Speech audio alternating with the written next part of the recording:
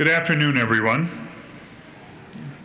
As Father mentioned at the beginning of this Eucharist, my name is John Buscemi, and I come from Chicago. And this is not the first time I have been among you in this parish. I've been journeying with a group of your fellow parishioners for about 3 years now. And that group of parishioners has been meeting for about 5 years. And in that time, these people, along with other members of your parish, have been looking at the vision, the future, the needs, and the treasures that make up the common life here in this parish. They know, and I have come to know, that this is a parish with unique energy, and it calls many different types of people together. That is a crown. That is a glory. That is a blessing. When diversity can find a home. And so as we've been looking, we've been seeing ways in which to make a better home for this rich collection of God's people. And a long time ago, we picked this date to present to you some of our thoughts and some of our visions and some of our dreams. And now with 2020 vision, we can see this is probably the worst possible date we could have picked to share our dreams.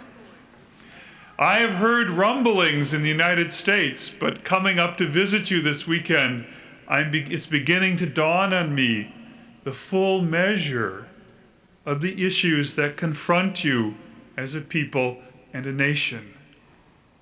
It is trying, I can see, and it is difficult. And you have my prayerful support as a people to that God will bring this to a successful conclusion.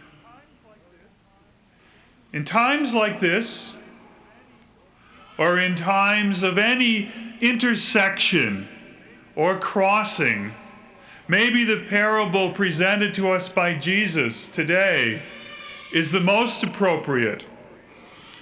We know the story about these two men who go to the temple. But in remembering that story, don't forget the reason why Jesus told it. The reason was, it was addressed to people who trusted in themselves and their own righteousness and held others in contempt. That's the reason for it. When we come to this space, this beautiful space, we come hopefully to acknowledge that we cannot trust merely in our own strength, and that we need the support of a faithful community, and we need the strength of a loving God to keep us focused, to keep us on the path. Maybe the best way to think about that is with the beautiful response psalm that the choir sang. The Lord hears the cry of the poor. Blessed be the Lord. That song means a lot to me. First time I remember really being moved by it was in 1979 when the Holy Father, Pope John Paul, came to visit the United States. And I was artistic director for the papal visit to Des Moines. And that was the song we sang as the response psalm to the first reading. And to hear 360,000 people raise their voices to remember that the Lord hears the cry of the poor is a very important lesson for me. A few years after that,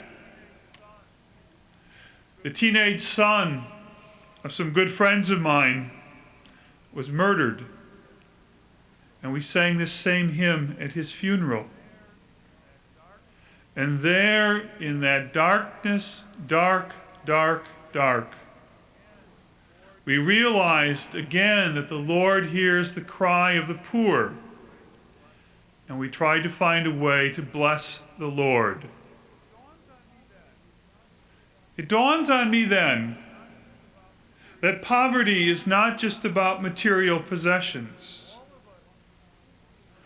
All of us come to this room one time or another fully aware of our own poverty of spirit, our own brokenness, be that from illness or discouragement or confusion or loneliness or being in the margins of life. That is also a poverty. It is in the moment of our own poverty that we know we need to trust the Lord. That is why we come here. We know the Lord is with us at the table and in one another. And with that hope, our poverty maybe is not so desperate. These spaces have great reason to be. That is also why I would ask you to prayerfully consider the work of your fellow parishioners and how they have dreamt about this space and the community that gathers here. This is the home for the people of God. It is a home that needs to be barrier-free to welcome all.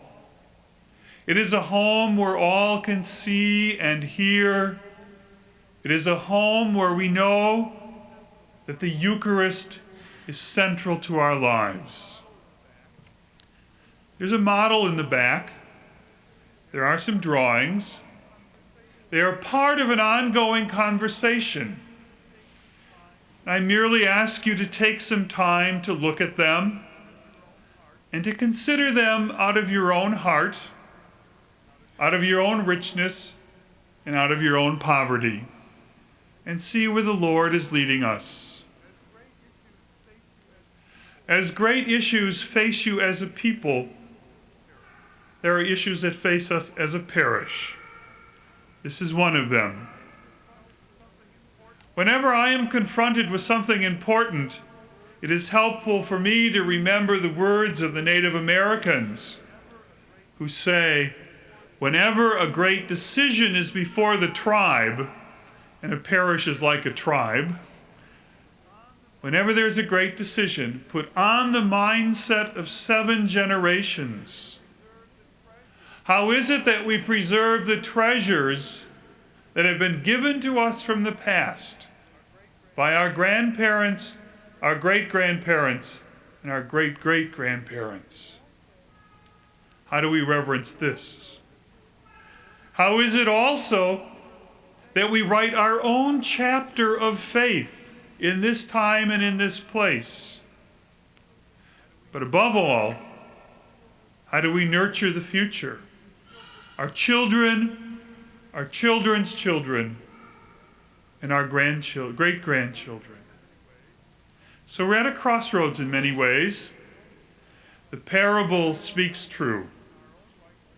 Let us not trust in our own righteousness, but let us bless the Lord, for the Lord hears the cry of the poor.